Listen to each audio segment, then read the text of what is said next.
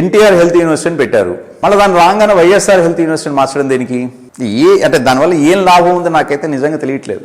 ఎవరైనా నాకు ఎక్స్ప్లెయిన్ చేస్తే నిజంగా నేను I will be grateful to them. దాని వెనకాల రీజనింగ్ ఏంటి అనేది, లాజిక్ ఏంటి, లాజిక్ బిహైండ్ దట్. ఏ పేరు పెడితే ఏంటి? కానీ రాజకీయ నాయకుల పేర్లు ఎందుకు పెట్టకూడదు, రాజకీయ నాయకులు శిలాఫలకాలు ఎందుకు పెట్టకూడదు అంటే people will get carried away. ఆ మహానుభావుడు అంత గొప్పవాడేమో అనుకుంటారు, నిజానికి అంత గొప్పతనం లేదు అతనిలో.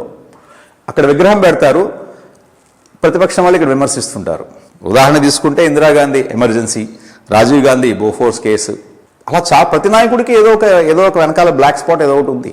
అది మనం మర్చిపోయి వాళ్ళ పేర్లు పెట్టుకుని మనం కూడా వాళ్ళ పేర్లే, చంద్రబాబు నాయుడు వస్తే ఇస్తాడు, జగన్ వస్తే ఇస్తాడు, ఇదే నామస్మరణ. ఏంటి ఇచ్చేది? చంద్రబాబు నాయుడు గారు వస్తే ఆయన పాకెట్లోంచి మనిషికి ఒక 2,500 ఇస్తాడా? జగన్మోహన్ రెడ్డి గారు వస్తే ఆయన పాకెట్లోంచి నెలకు ఒక 3,000 రూపాయలు, అందరికీ తలా ఒక 3,000 రూపాయలు ఇస్తాడా? ఈ పథకాలు మాడుకుంటూనే ఉంటాం. ఇటు పక్కకు వచ్చి మళ్ళీ మిథున్ రెడ్డి 3,500 కోట్లు తిన్నాడు, పేరి నాని ఇంత తిన్నాడు, కొడాల నాని ఇంత తిన్నాడు, మళ్ళీ అది కూడా చెప్పుకుంటాం. మనం మాట్లాడే మాటలకే, మన ఆలోచనలకే, మన అభిప్రాయాలకే కోహరెన్స్ లేదు. ఒక అక్రమ మద్యంలో నిందితులు మంచివాడు ఎలా అవుతారు?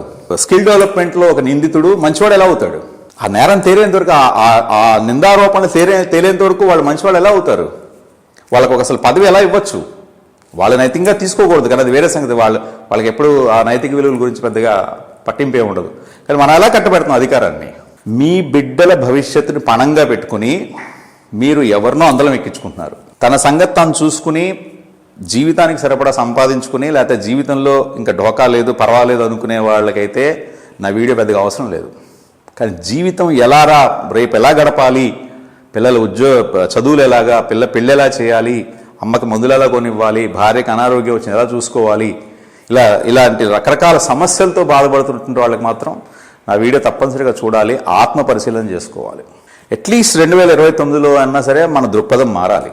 అలాగే ఊకదంపుడు ఉపన్యాసాలు ఇచ్చేటువంటి ప్రొఫెసర్లు, పెద్ద పెద్ద ఐఏఎస్ ఆఫీసర్లు, ఐపీఎస్ ఆఫీసర్లు, వాళ్ళకి కనీసం ప్రజలకి కొంతన్నా మనం ఎడ్యుకేట్ చేద్దాం అనేటువంటి ఆలోచన ఎందుకు రాదో నాకైతే తెలియదు.